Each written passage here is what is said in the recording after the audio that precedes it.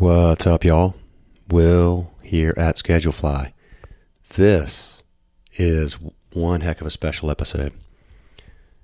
We are pushing 400 episodes here, and they've all been incredible. And it's been an honor to produce all of them, and we've thoroughly enjoyed learning from everybody we've ever spoken to. Every now and again, you come across a story that hits you personally and is just one you won't forget, one that's very inspiring. It's in part because it's so unique, and that's what we have here. This episode is with Maggie Kane, and 7 or 8 years back, Maggie had an inspiration for a place called A Place at the Table. They've been open for about 4 or 5 years now in Raleigh, North Carolina. It's a not-for-profit.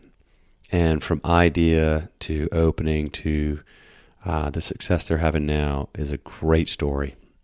Maggie and her team of employees and all the volunteers and all the people that have made this place what it is. We tip our hat. Y'all are incredible. You've built a very inspiring organization, and we're proud to serve you at ScheduleFly, and we're just as proud to have this opportunity to document and share the story. But before we get to that, and it is one heck of a cool story, so this is a must-listen episode. Quick sponsor update, our sponsor announcement. 2 sponsors. One is us, ScheduleFly. If you're a restaurant or hotel, boutique hotel or distillery or brewery or ice cream shop or coffee shop or any kind of hospitality business is using pencil and paper or Excel or some other inefficient way to schedule, or scheduling and communication have given you any kind of headaches, or there's any kind of miscommunication, or anytime you wish things were a little bit easier, give us a shot. Go to schedulefly.com. You can do a 30-day free trial. Purely free. We're not even going to get your billing information, no card. You can set yourself up. You can use it. If you need anything, we're extraordinarily available. If you don't need anything, we leave you alone. And that's kind of been our mantra. We've been doing this 15 years. We serve about 6,000 hospitality businesses. And we built this business on the foundation of great software that is very easy to use and that is backed up by legendary customer service. That's our whole business model. So check us out, schedulefly.com. We would love to serve you. Ask around to other hospitality people in your town. Chances are somebody has used us or uses us, and we're super confident they'll have good things to say. Our second sponsor is Flip, F-L-Y-P. You can find them in the App Store, or you can find them at flipmoney.com. And Flip is extremely cool online banking platform, a checking account and a debit card.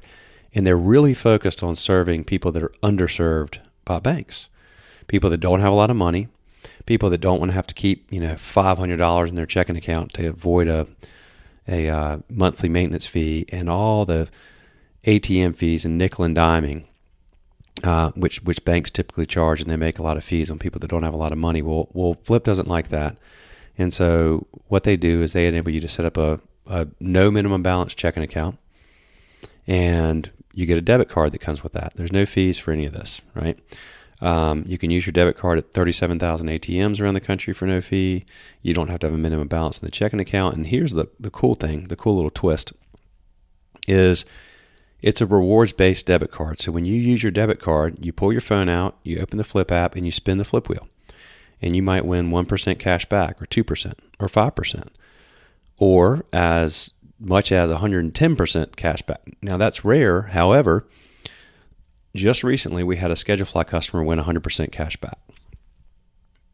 Somebody that through ScheduleFly signed up for Flip. We also had somebody through ScheduleFly, or a ScheduleFly user that got 23% cash back. So if you don't get cash back, you get Flip coins. You compile Flip coins, and you can use those for a variety of purposes. So we really like what they're doing. We know the folks that started Flip, and we admire the way that they've built this over the last few years.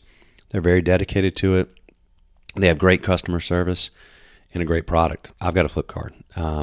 Lots of ScheduleFly end users are signing up for the Flip card. You can have your direct deposit put in there, some or all of it. And here's the cool thing. When you go sign up, put the in the promo code field, put schedule fly. And if you do that and you spend $100 in the first 30 days on your flip card, you're going to get $20 from them for free.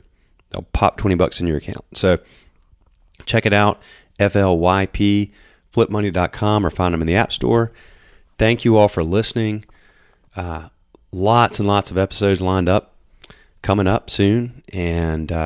But this is one you definitely want to listen to. And for all of you at Place at the Table, if you're a customer, a volunteer, an employee, a board member, anybody on the staff, anybody that has anything to do with it, a vendor that helps them out, anybody that has anything to do with this organization, thank you for what you've done. Y'all are amazing, and we're happy to share. Y'all enjoy. See you. Man, I am just so grateful that you're taking the time to do this, Maggie. So thank you so much.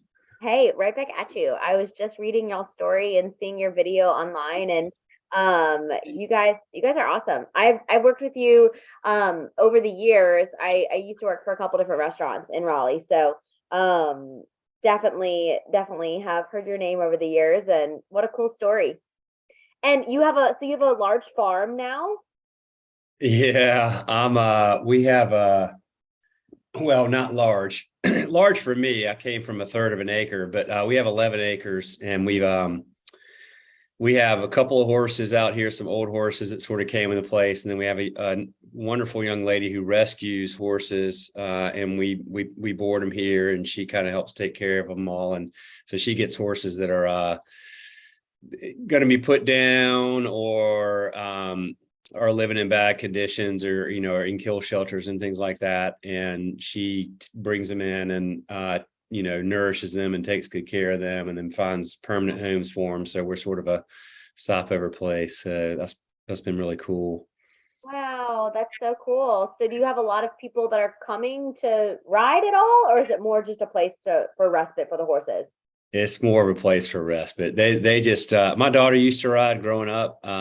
We didn't know anything about horseback riding, and she's in college now, but she rode, and that's how we wound up sort of just learning about horses. But no, they hang out in the pasture, and Rachel comes a couple times a day and feeds and Wow. grooms and does whatever, and so it's been really cool. Yeah. So it's a nice place to be.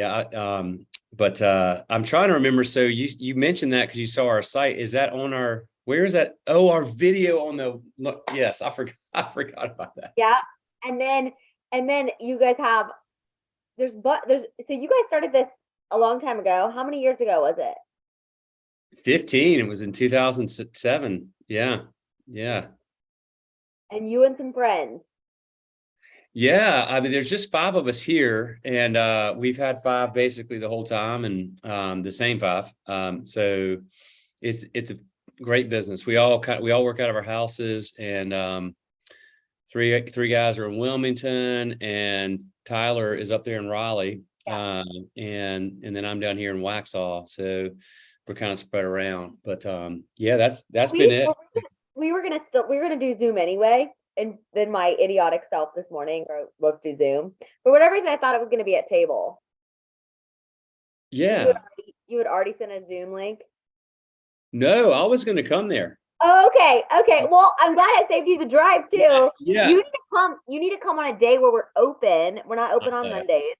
So you need to come on a day where we're open and to have the whole experience, get some food. So I am totally going to do that. So yes, in fact, I'm going to threw out a date to Oscar Diaz this morning. Do you know Oscar?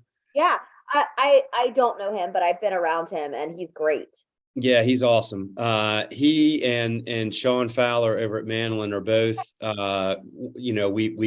They've been on the podcast. It's been a few years, and so anyway, I'm going to ride the train up there sometime soon, and which I noticed is kind of near y'all because I was thinking, yeah. So I love it. I love riding that thing. It's great. It's an easy way to get there, not worrying about all the driving. So I'm definitely going to do that. I am so unbelievably just huge respect for what you and your team have done. So we should.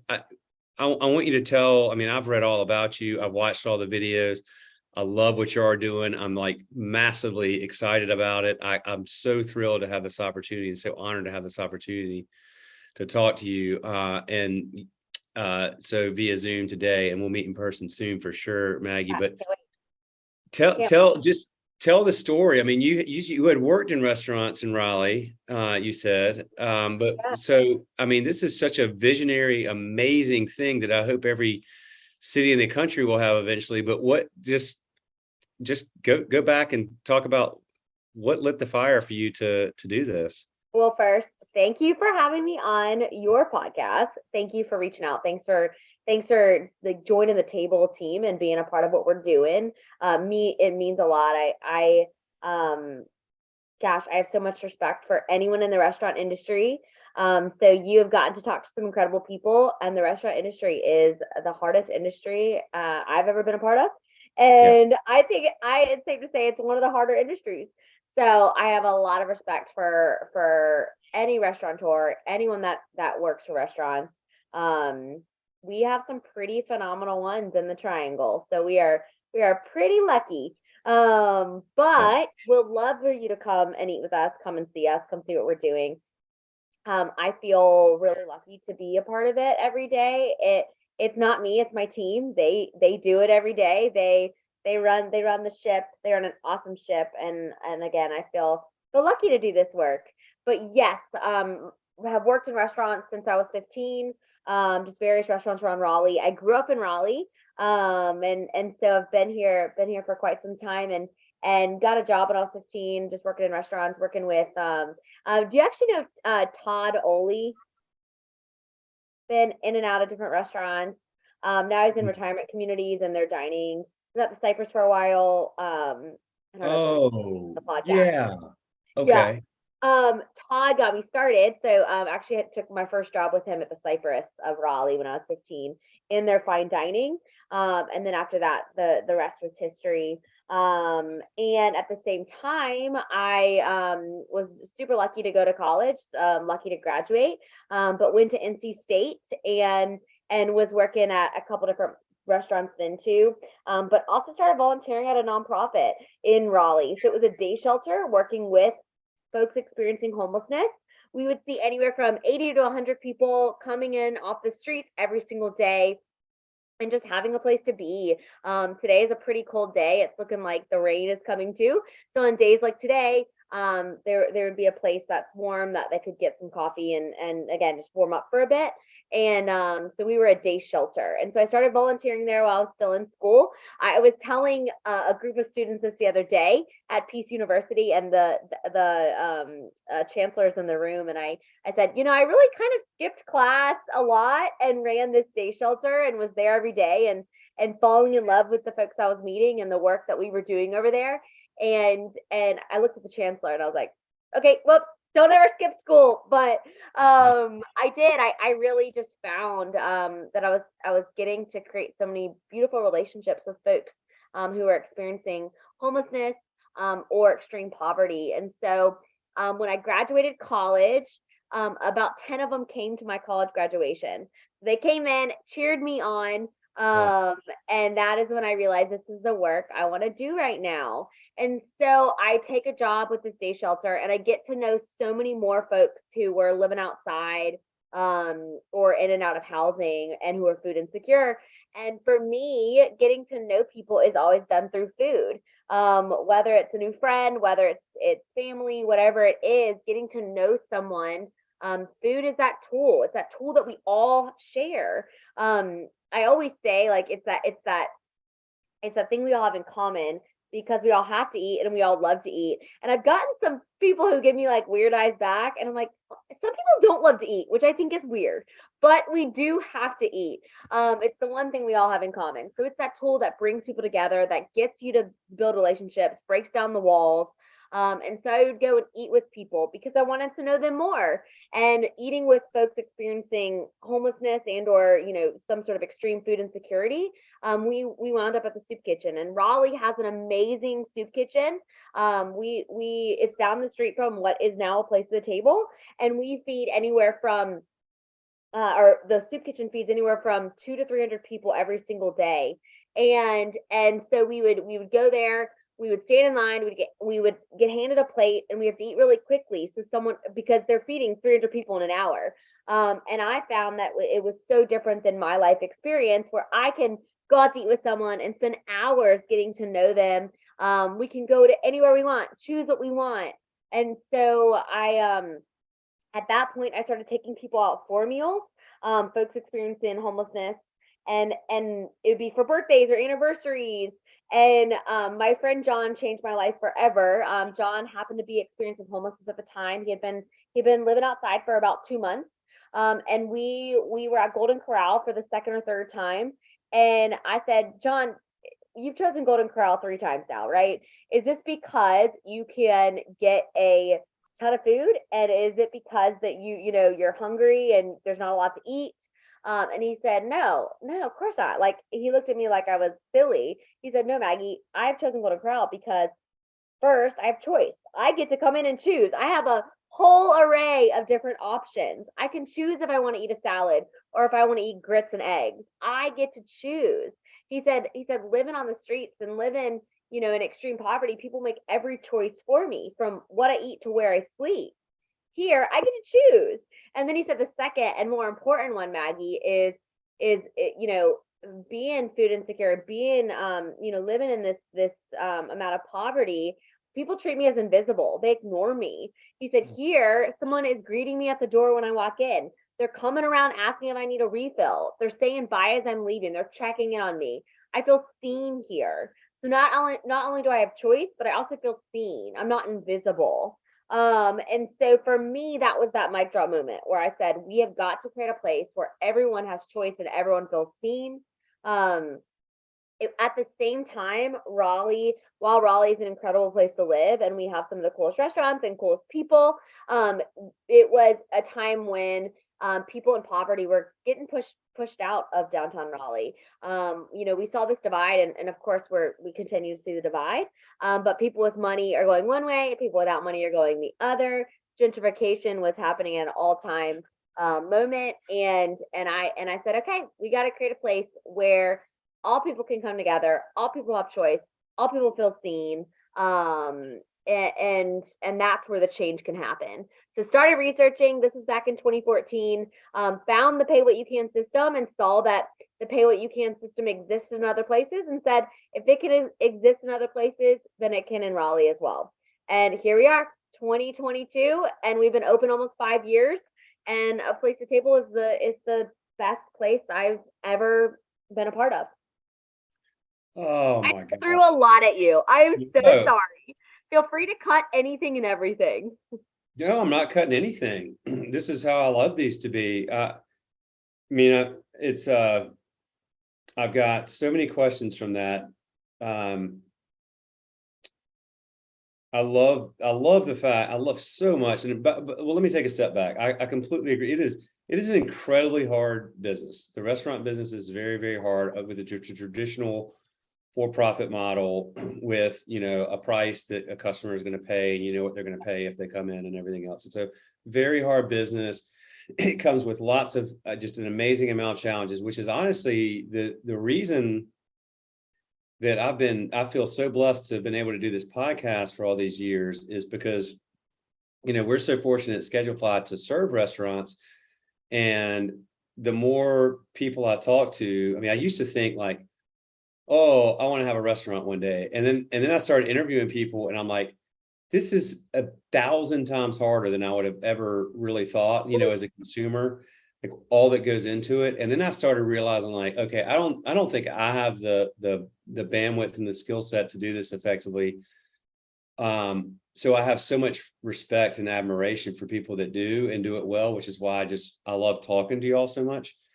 And then you've got this amazing opportunity to bring people from and this is what I think is so beautiful about what y'all are doing, is that you're bringing in people from both extremes of, the financial divide, and putting them all together at a table or at a group of tables in one place.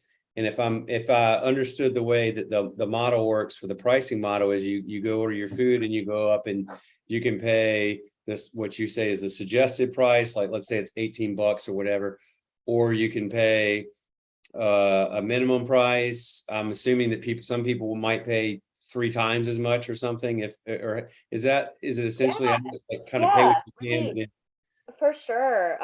No, way to totally understand it, because that's what it is. So you walk in, it looks and feels like a regular restaurant. You honestly wouldn't know any different unless you had really studied up on us, and or knew one of us, knew our team, and knew what you're walking into. But it looks and feels like a normal restaurant, and you get up to the register, and then you start to see some different explainer signs: pay what you can, suggested pricing. And so we have full menu boards in the back. So counter service, full menu boards, and all of those items on the menu, awesome, amazing food, which we'll talk about, have suggested prices. So you can choose to pay that suggested price. So think if you got a bacon, egg, and cheese biscuit, you can choose to pay the $6. You can pay more and pay it forward for someone else. We give you the price, right? You pay the price, and then all tips are donations. They go right back into paying it forward. So we don't take tips as a staff. And so anything you pay more of goes right back into a place at the table. You can buy a full meal for someone else. So we have these things called place cards. They're like gift cards, and they get handed out in the community. We have about 20 other nonprofit partners that have them. And then people can either get one from someone or go and get one from another organization and come in and eat with us. It looks and feels like a credit card or gift card, so there's no divide in in line. Everyone's kind of using that same currency unless you're using cash. But you get a meal. So as a paying customer, you can choose to buy that, take that card with you, and give to someone who may need a meal, or leave with us, and we'll make sure of that. But really, anything pay it forward goes right back in to providing meals for folks. You can also pay less. We know that some weeks are harder than others, and all you can do is pay a couple dollars for your meal, and that is great. We want you to do that. Or you can pay by volunteering with us. So we see a lot of people every day who can't pay, and they volunteer with us.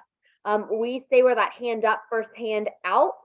So we find that those folks volunteering, they want to volunteer. They want to be a part of a community, just like all of us do. They want to feel a part of something.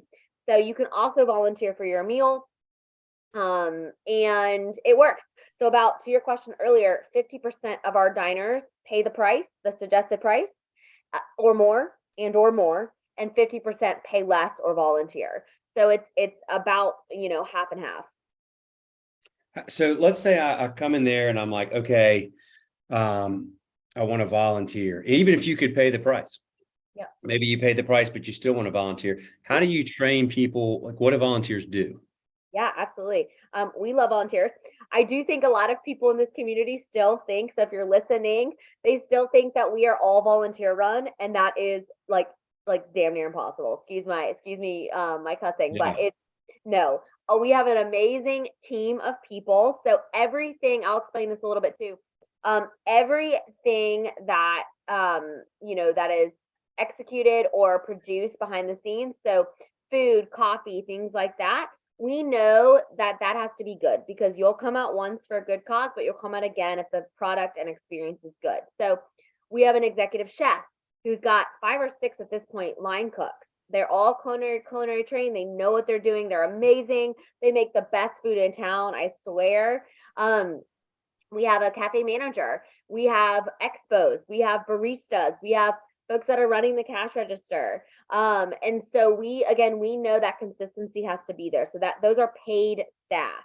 I will say we started in 2018 with 6 paid staff and a lot of volunteers, and we every day ran around like chickens with their head cuts off. Now we have 20 paid staff. So, and I can't imagine doing it with any less than 20 paid staff. And then on top of it, we could not run without volunteers. So we have 3 shifts a day of volunteer shifts.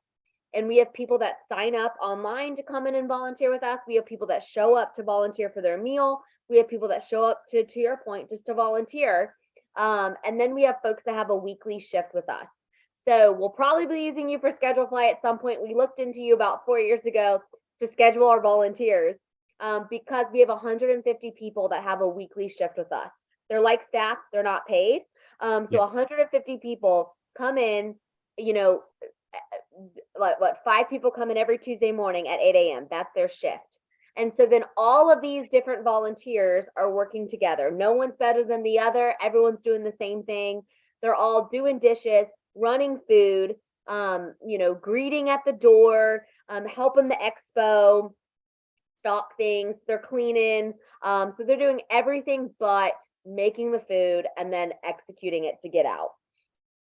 How old do you have to be? Interesting. How old do you have to be to volunteer there, Maggie? 15.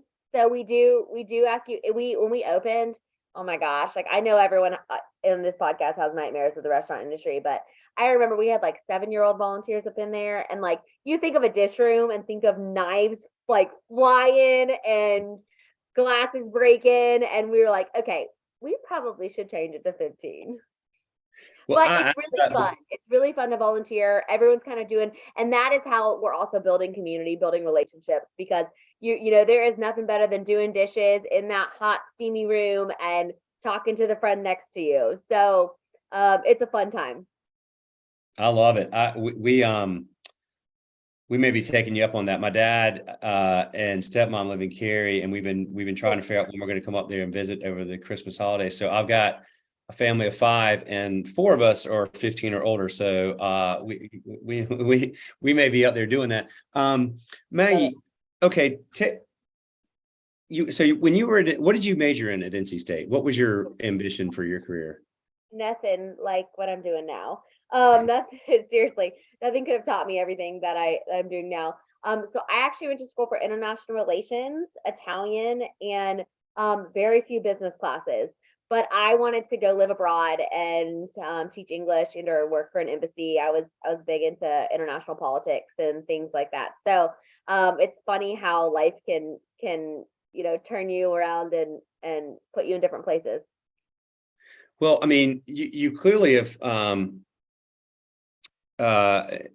mean, you have a significant amount of business acumen. Clearly, I mean, to take, sure, these things work, and you saw that they work, but just what I mean. Okay, so when you have this, and you're like, you want to do this, do you write a business plan for this? Oh yeah, and if you like, anyone who wants to see it can contact me, and I'll show you my first original business plan, which was probably like, paraphrased from Google, and I had no idea what I was doing. And I'll say I think I have got some business skills now. I did not have any of that, and the way Table happened was like the power of relationships, the power of people. So it was finding the amazing humans that have these skills that I didn't have any of, and still to this day finding the people that have the skills now, that fill in all the skills that I don't have. And that is how communities are better, right? And so we're not supposed to be good at everything at all. And I will never claim to be. I've taken so many personality tests, and number one, it always says, Maggie, you are extroverted and you should just be talking to people. You should not be doing accounting. You should not be doing like legal work. But we found, so back in 2014, as to answer your question, as we're building this plan, I found someone who had created a business plan before and said, hey, help me, if you're willing, right? I found an accountant who had built budgets before and was looking to get involved with something, and he's still involved today. I found a lawyer and a law firm that would be willing to look over my nonprofit paperwork and then make sure everything was looking good, to send off. And then we still continue to use him as the years have gone on. And then found I'd worked in restaurants. That does not mean I was ready to open one. And maybe, Oscar and Sean and everyone else would say that same thing, but I really was not ready to open one. And so I found 2 things. I found folks that had opened restaurants before to get involved, and I will forever just be so thankful and indebted to them. And people that the team at Buku and Soka and Koan, really helped us open from 2015 to when we opened in 2018. And so they helped us. I started working at a restaurant, so good friends who own a bar downtown, and she really taught me a lot, or started managing, I should say. So she taught me a lot of skills, in that field of how to run a restaurant. But really, just incredible people stepped up and made it what it was in 2018 when we opened, and they continue to make it what it is now. We could not do it without experts in this community. Now, I looked on the map when I was, planning on coming up there or whatever. I was looking on the map about where you're located. I mean, you're located in I mean, there's a lot of other good restaurants around there, right? I mean, it's in a good part of town. How did you find the place? Yeah. Well, again, power of people. So someone amazing in our community connected, and I actually, now that I'm saying this out loud, I'm actually sure it was Buku, whose landlord was so Sean Degnan, who, again, so thankful for all that he did for us throughout the past 6 years. But Sean knew the landlord at York Properties, so they asked if they would start helping us out, and so York Properties started looking out for space for us. So York Properties is just a real estate company in the Triangle, and they were looking for property for us, and I was meeting pretty regularly with them, and they just kept turning us down and saying no. And all the landlords, I should say, no one wanted us in their space. They thought we were going to be a soup kitchen or some place for loitering, and a lot of developers and landlords didn't necessarily want that. But York Properties held on. John Carr held on for a good 3.5 years and kept looking for space for us. And I remember one day he called and he said, "I think we have space for you." And they pitched it to the team, and they had our backs and are the reason we're in our space now. They no longer are the landlords on the property, but really they just believed in us and had our back, and believed in what we were doing just as much as we did. So that's how I also knew we had to be downtown because of what I said earlier about gentrification.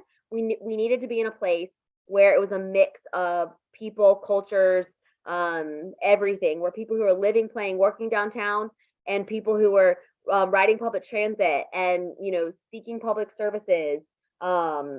Everyone could be in one space. So we could have gone to North Raleigh, we could have gone to Southeast Raleigh, but we knew we needed to be in a place where there was a mix of people and a place where people could come together. Did you so you're leasing your place? You said you got. So, were you able to sign a long-term lease? Great question. So we signed in the beginning. We signed a 5-year lease. So pretty long term for a restaurant. Yeah. But we good news is during the pandemic, it kicked our butts just like everyone else.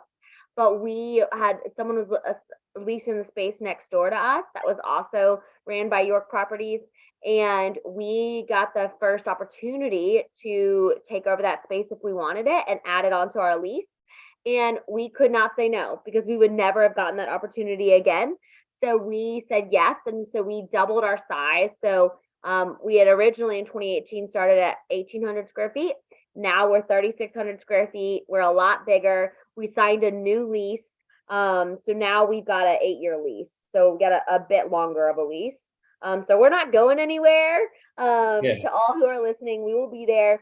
But what that opportunity gave us was we started as a tiny 1,800 square foot space that was a prep kitchen. So we had to cater in a lot of our baked goods. We had to, we could only do turkey because we couldn't cook anything in our space. So we were able to build a commercial kitchen, and now we can make everything in house. We have an amazing baker who bakes, all of our fresh pastries each morning. We're able to make chicken sandwiches and soups and do everything right. So that's been a fun addition. And now we just have more space. We have more seating space. We have more storage space. Who should be on this podcast with me is our incredible chef Andrew. He he poor, like, bless it, his team 2 years ago, our refrigerators were upstairs because that was the only space for them. So about every hour, every 30 minutes, you walk upstairs to go get something that you need, more cheese or whatever. And now we actually have a walk-in cooler, so they're saving their steps, let's just say. Well, congratulations on that. And yeah, I mean, I asked for that reason. I was just curious, I'm sure people are hoping that y'all will be there in that place, in that location. Not that you wouldn't ever be able to move if you had to, but that's awesome. I mean, that's a important thing that people know, that you're there, you're going to be there. You're there for the long term, and it's that's awesome. So I'm glad to hear that. When I first spoke with Sophia Wu this summer, I think that you were on sabbatical. Is that right? Yeah, super lucky. Yep. And could do it because we had Sophia, the amazing Sophia Wu, to really run the cafe and be there for the team. Well, tell me about that, because you mentioned earlier that you were wanting to maybe be overseas and teach in Italy and all that. Did you go to Europe or? I did. It was awesome. I was, again, really fortunate. My team supported me going, and we are now adding, and I know we're a place of privilege. We're a nonprofit as well, so we can fundraise and various things, but we're adding a sabbatical policy for staff. So anyone that's been with us for full time for 5 years will get 6 weeks, paid time off on top of their PTO, because it's important to just get away. I mean, we get so ingrained in the day to day. So really lucky to have done that. But I went and hiked the Camino in Spain. So started on the border of France and Spain and hiked across to the coast. So it was a blast. Did a lot of miles, ate a lot of good food, a lot of tapas, and yeah, had a blast. Got a short stint of for me it was about 10 days of food poisoning. I thought I was going to come back with like Oh, no. diphtheria. Never, like, it took me a long time to eat chicken again, and I only ate it at a place at the table because I knew that it was like right, like, done well. But it was great. It was so good to get away, and our team crushed it. They made sure that cafe ran every day, fed a lot of people, and more importantly, loved a lot of people. How long were you gone? I've done 6 weeks. Tell me about that. Like, what inspired you to do that? And I mean, you obviously thought it was a very important and valuable thing to do, since you've got it now for 5-year, tenured Yep. folks. So tell me about that. I think number one, and so a lot of people say, so did you come back with some big, revelation, and what is Table doing next?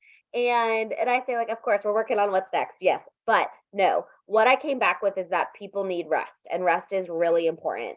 And we get so, like, bogged down in the day-to-day grind. And while that's important, and while a lot of us have just tried to save our businesses throughout the pandemic, if it is a possibility to rest, make it a priority. And sometimes it's not, right? I know that too. Sometimes it is not.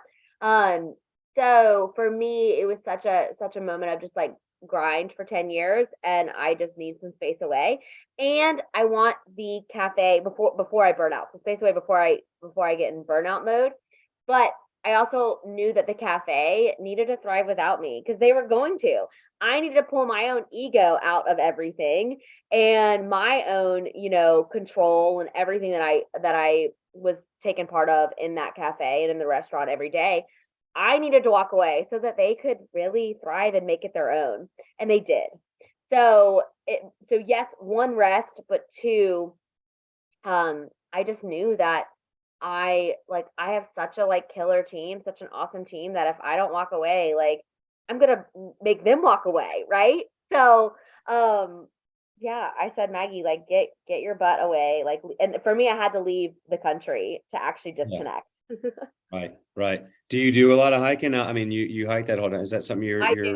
Yeah, and Yeah. that's always been a trail that's inspired me. And it's a really, like, easy trail. It's not, anyone can do it. I met so many great people along the way. But the reason for that, the Camino, if anyone is a big hiker, and someone that loves and thrives in community. It's very much a community trail. So a lot of meals together, a lot of communal living, meeting people from all around the world, and just, sharing this moment, this month-long journey together. So it was awesome. Like I said, I ate a lot of good food. I drank a lot of good wine. Um, except for 10 days of the food poisoning, it was great. How do y'all, I mean, have you spread the word? Obviously, there's word of mouth, and I mean, how do people know, that a place at the table is an option for them if they're experiencing Yeah, homelessness? we do. So we have, we're on social media. We've been on social since the beginning. And that was a big way people found out about us in the beginning, was we would just post what we were doing every day, whether we were hosting a pop-up somewhere, we were hosting an information session. We just, would share on social. And I actually think people followed us because they were like, I wonder if Maggie and this team is ever gonna actually make this thing work. But they followed. They came to an event. They came to events. And so now we've actually, people do follow our social from posting since 2015. So we'll post food and, what specials are and staff and things like that. So social media, website, we pop up at a lot of events, volunteer events, things like that, to get people engaged and see us. We go to a lot of nonprofits in the area, in the Triangle, to tell them what we're doing and do outreach. So we'll bring a meal, we'll tell them the story, we will learn what they're doing, just to really encourage like some sort of partnership around like the good work they're doing, and wanting them to come into our space. So yeah, we do our fair share of social media and outreach ourselves. Okay, gotcha. Um, well, I have to ask, and you said, and there's other, you research the pay what you can. To me, it just seems like a place at the table should be in every Yeah. big city around is that, I mean, do you have plans to grow this to other cities in the country, or to train people? Like, what's the Great long-term question. goal? Great question. Yeah, heck yeah, they need to be. And we now have a proven model. And again, like I said, we love it. But it's the best and it works. And they're not supposed to work. So the fact that it works is a miracle every day. But we do we so there is a organization called the One World Everybody Eats Foundation, and there's over 15 right now pay what you can cafes across the country. They all look very different, and that's the cool thing, is like they work where they work and what town they're in. So we're good friends with the folks in Boone, North Carolina, and their cafe works amazingly for Boone, and vice versa. So we visit each other all the time, and so that's been fun to see. But we feel like we figured out a working model for an urban downtown restaurant, in a thriving city. And so we don't necessarily think we're the ones to go franchise this, because it took us 4 years to build the community that supports it now every day. And so we think there is someone in Durham, there's someone in Winston, there's someone in Charlotte, or anywhere, right? That is the right person to do this. And then we can work with them, and we become some sort of training ground. So they come learn from us, and we come and help you open. But again, it's because they come out of a community. So, someone in Durham knows all the people in Durham to make this happen. And so we're always working with different individuals to at least start the conversation of what it would look like. Working right now with someone in Wake Forest who is doing this. He just went full time. So really exciting, and in hopes that in a year or two, that cafe can open too. So we want to share everything we've done, make it easier for you to open, because we believe so strongly that this is a model that works and that should be in every community. Well, you're very obviously, you have a lot of energy and passion and vision, and all the skills it would take to take something from an idea to implementation. And it's amazing that you've done this. I say there had to have been. I can tell you're a very optimistic person, but were there Yeah. times when you were like, I just don't know if this is going to work? Yeah. I don't even have to let you finish the sentence. Still, it's like yesterday. Like, crying, thinking this is the hardest thing ever, and I don't think it will work, right? Yes, all the time. And I mean, I definitely remember in 2017, saying, I'm actually a person of faith, so I was like praying up to God, saying, God, this is not working. I need, I need it to work. If you want this to work, it needs to happen, or I'm done. And then actually a couple days later, we got a call from New York Properties, and they're like, we think we have a space for you. So, yes, there were a lot of moments where I felt it was not going to work. And, I'm really thankful for all the people in my life that kept encouraging it. No one said no. Everyone said, keep going. We're going to make this happen. And we did. But yes, there were a lot of hard moments, and there still are a lot of hard moments. I mean, you add opening up a really weird concept and a restaurant in general, which we've already talked about, is one of the hardest things to do.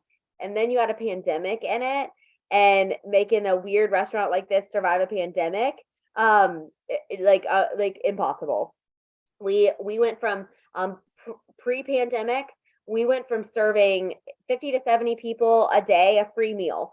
So we thought we were like crushing it. We were like, this is awesome. We're doing so great. That was pre-pandemic. And then pandemic hits. We go to serving 400, 450 people every day a free meal. Everything was free. It was all curbside. We were definitely getting our butts kicked every day. We changed our menu to 3 options.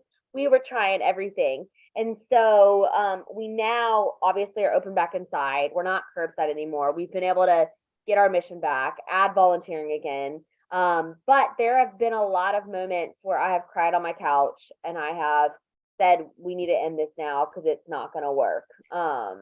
So yes, every day is the answer. So you clearly recognize the importance of downtime. You had your sabbatical. You understand how meaningful that is. That's an investment in you, and it's an investment in your ability to continue doing what you do for a long time. What else do you do to find balance? And I asked that question just because I've seen over the last few years a lot more restaurant owners and leaders in the industry that have really started to recognize the importance of taking good care of themselves. The whole thing, like when you get on the plane, they're like, look, when the oxygen comes down, you got to take it first before you give it to your kid. And as business leaders, and particularly in the restaurant industry, with all that is happening, it's like a 24/7, 365. Even on days you're closed, there's things that break, and there's problems, and there's all this stuff. So I'm just curious, like, how are you? Tell me about your ability to find, that kind of balance. Obviously, when you're getting started, you're probably having to put in like crazy hours and stuff like that. But as you, and that's true with any business, but you got to get to a point where you're able to take care of your mental health, your physical health, your nutritional health, and give yourself what you need. So I'm just curious. I always like to ask that now, because I feel like more and more restaurant leaders are recognizing that. And of course, you all lead through example, and it's important for not just the owners, but then for the people that work in this industry that for so long, sorry for the long question, but this industry that for so long was fraught with, sort of suck it up, get in there, work crazy hours, tough it out, just the industry is changing in a positive way. I would just love to get your thoughts about all of that. Definitely. Thanks for that question. I do think it's a really, really important one, and one that I don't do well at and haven't done well at in the past. And I would love all the other restaurant owners' advice. No, I have not done a great job at it. I'm trying though. I am very much trying. I have been a big proponent of it for our staff. So there's a reason we close one day a week. Again, privileged to be able to do that. But having one day where everyone is off and no one is going to get a call. I'm not getting a call about the alarm having a problem. Chef Andrew's not getting a call because some delivery or whatever. So having one day that everyone's closed, closing for periods of time. So Right now I'm advocating to our team to close. And I'm so hoping this happens, and I think we're going to make it happen. But Christmas week, which I see a lot of restaurants do, and I think that's important too. So like giving it a longer period of time where everyone's disconnected too, and no one's getting calls from each other, where you really can unplug. Having PTO and making sure that everyone's using their PTO. The sabbatical policy was a big step in that direction. So knowing that you need that long period of break, in that, again, we are very lucky to do a lot of this because we are not just, month to month in cost and relying on people coming in every day. We get to fundraise on top of it. But I'll say for me personally, I have I used to wear a smartwatch, so like an Apple Watch, right? I don't wear that anymore. So I am not all easily accessible all the time. I'm not going to see it at every minute, and that has helped my mental health a lot. I have stopped responding to emails, text all the time unless it's pressing. I've stopped responding in the moment, and it can wait a full 24 hours. Nothing is dire.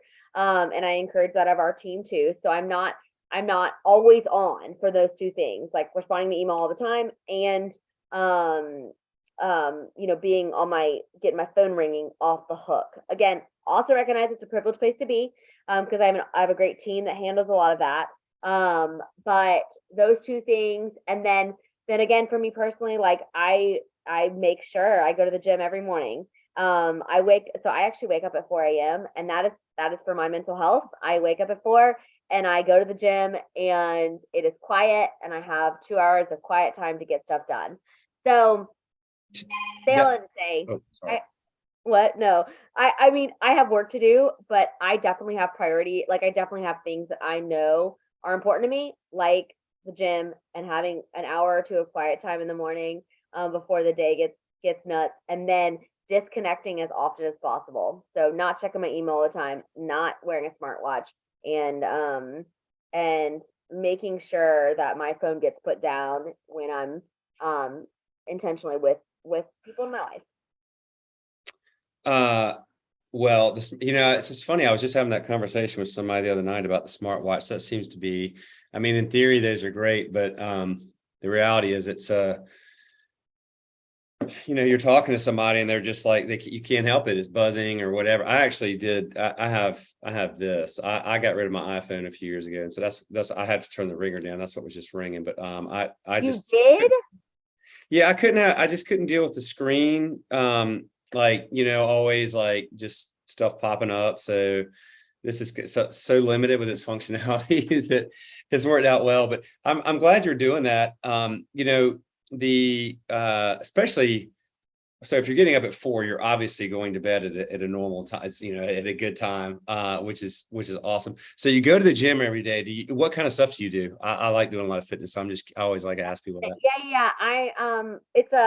It's called Burn Boot Camp. Have you heard of it? It's called Burn Boot Camp. No. So we're just a community of people, and there are a lot of other people that are like wild, like bananas, like me, there's a group of about 10 to 15 of us. It's a class, a 45-minute class at the gym, and we meet at 4:45 in the morning.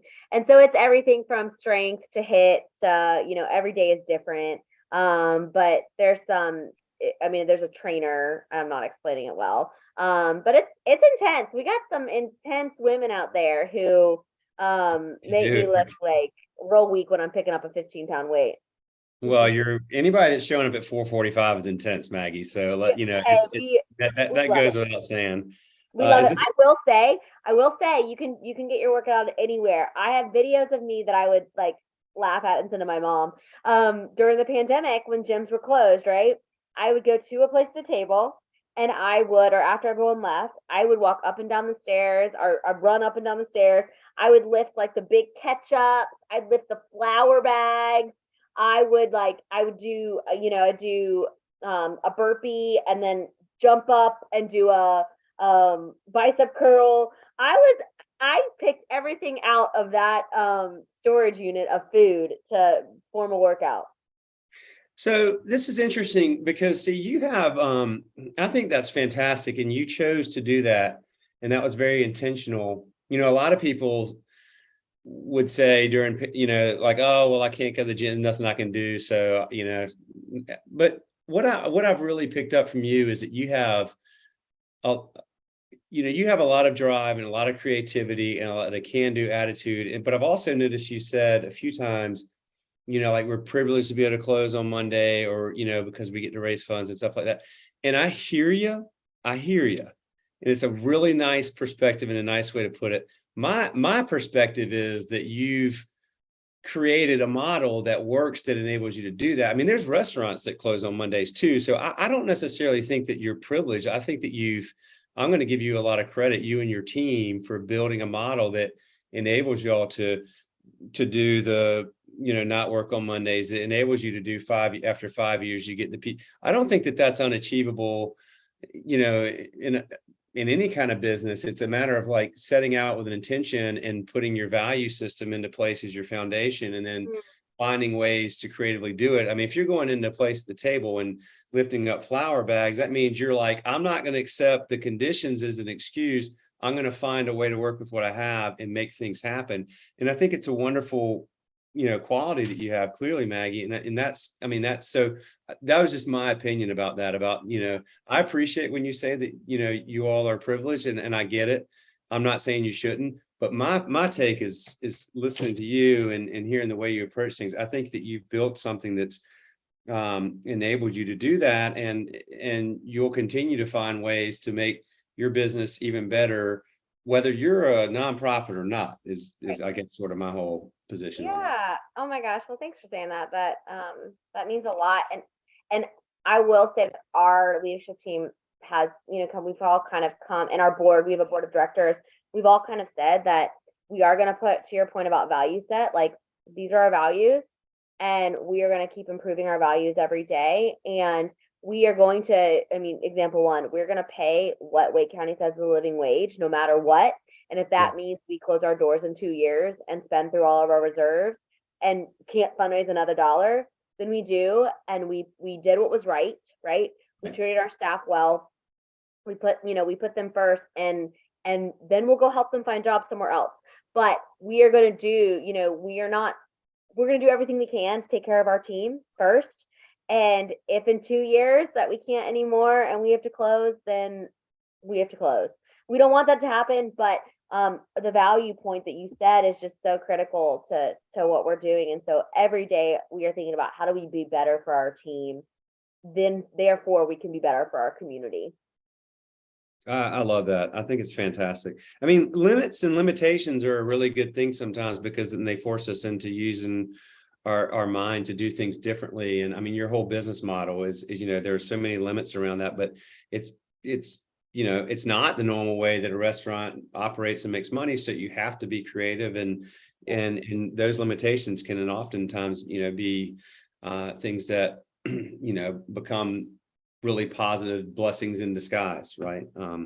So wow. So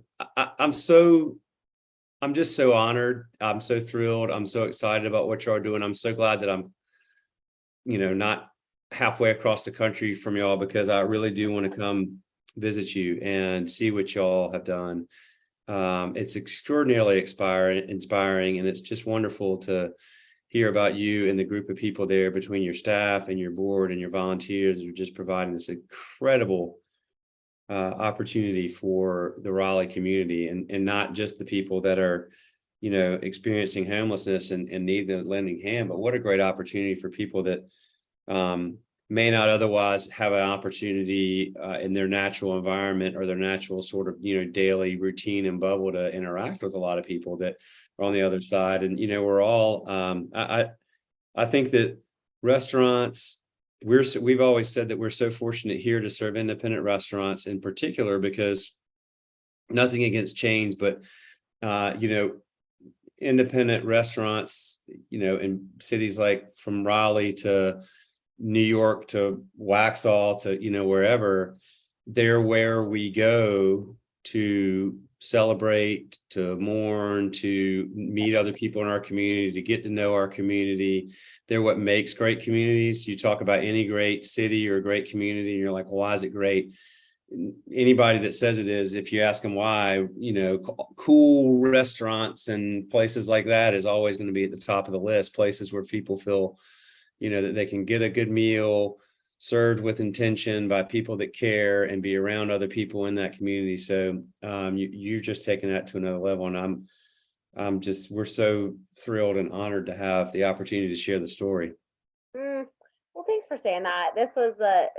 I just feel so honored to be on here with you. And you have, I just think you have been a part of so many of the restaurants' lives in this community. And I am thankful for that. And I know how helpful you've been to many of the restaurateurs out here. And I just again, we couldn't be here without the restaurateurs that have helped us and the restaurant owners.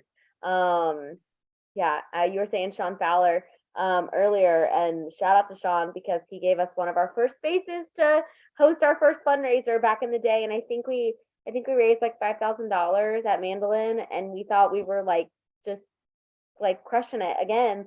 And it was amazing, and he's such a gift to this community. So I feel lucky to know a lot of those same ones, and thankful for y'all for working with us in Schedulefly, and we're excited to get that going and get our schedule on an actual app versus via email. Absolutely. Well, we have not made a film in a few years. If you go to our site, if you hit the media page, it's where we kind of link to the podcast. And we've made some films over the years. We haven't done one in a while. And I was like, this is if there's another story to tell, this is it. But y'all have got obviously some wonderful folks that have helped you make some incredible films. And the one that you have about the card that's looks like a trailer for a Disney movie or something. It's so well done. It was awesome. That's really, really cool. Junction Road. Yep. They actually won a couple awards for it. They were awesome. They donated it for us. They were fun to work with. I had no idea the level that something like that requires. I mean, we had full shoot days. We're talking 7 a.m. to 7 p.m. I was black. I had no idea. But then you get something awesome like that. So they were awesome to work with. Who is it? You said Junction Road? Junction Road. Yep. All right. Well, hats off to them because it's an incredible. I watched 2 videos on your site and both of them are fantastic. The story that you told is amazing. And then but the card thing had these special effects. And I was like, God, this is I don't know what that video would have normally cost, but to have that, good job, Junction Road, because that is not an inexpensive film, and it's really, really awesome. So that's really cool. Okay, so give us the website, Instagram. How do people find you? Because people, around the country listen to this, and I bet a lot of people will want to learn more. Absolutely, yes. Come and see us in Raleigh, 300 West Target Street. Also, Will cannot wait for you and the fam to come. Come down on the train. But come see us. Breakfast and lunch Tuesday through Sunday, 8 to 2. Also Instagram, Table Raleigh. Facebook, A Place to Table Raleigh. So just think Table Raleigh. And then our website is tableraleigh.org. So yeah, come and see us. Check us out online and see our food, see our people. Yeah. Awesome. Thank you very much. I will be back in touch. We'll definitely see you. It was such a blast. Love talking to you, and I can't wait for you to come and eat with us. I can't wait. I'm looking forward to it, Maggie. Thank you so much. Really appreciate it. Thank you. I also you have now challenged me to ditch my iPhone. Well, if you can pull it off. It was not easy for a little while, but then now it's been about 2.5 years. So they actually laughed at me when I went in the Verizon store and told him I wanted to do that. He had to go in the back and find this thing, but it was like I said, I was determined. What's that? Does your family, the rest of them, have iPhones? They all have iPhones. Yes. Yep. They all do. And they laugh at me still, but you know what? I was determined, and I'm not going back. I'm with you. I'm with you. Well, Will, thank you so much. Really, thank you for having me on this, and I appreciate. I just yeah, and thanks for being flexible today. I got like a mega sore throat now. Like maybe I'm talking myself into the flu, but my brother-in-law has the flu, and I was with him, so it could happen. Well, you know what? No, it's fine. In fact, I'll tell you this. That's going around, and I'm hoping and betting it may not be the flu because I spent the whole last week. I mean, my throat was on fire, and I had picked, my son had it for a week. And I went in just this past Friday, and I was like, I went to the CVS Minute Clinic because I kept thinking to go away, and it just kept getting worse. I was like, I guess maybe I have strep or something, and they were like, no, you don't have strep. You've got, you had a cold. It's turned into a sinus infection. Really? They put me on antibiotics, and just like that. Like, yeah. But I mean, my throat was, I mean, all night long, just absolutely on fire for like 7 days. And so That was not strep? it was not strep. No, in fact, I was convinced I had it, even though my son didn't, because we thought he had it, and he went in and they did the immediate test and it was negative. And then they like, then like 24 hours, you get like the more official results, and it was negative. Same deal with him. He had gotten a cold, it had turned into a sinus infection. They stuck him on antibiotics, gave him a Z-Pack, and he was fine. And I was like, well, I know I've got strep because my throat doesn't feel like this. And it is, unless you got a fever, you're probably got, this thing, something's just going around right now. It's gross. Yeah. But you don't know. I'm happy to, like, it was cool. In fact, you and I, this enabled me to spend the whole day. I'm creating a mulch pile out back with a bunch of leaves and horse poop. So I've been working on that while it's dry. We'll get that rain tomorrow. So you feel better, get yourself better. And then in December, when we're heading that way, I'm going to get in touch because we're definitely coming there. You let me know. All right. I'll see you, Maggie. Well, great talking to you. Bye. You too. Bye.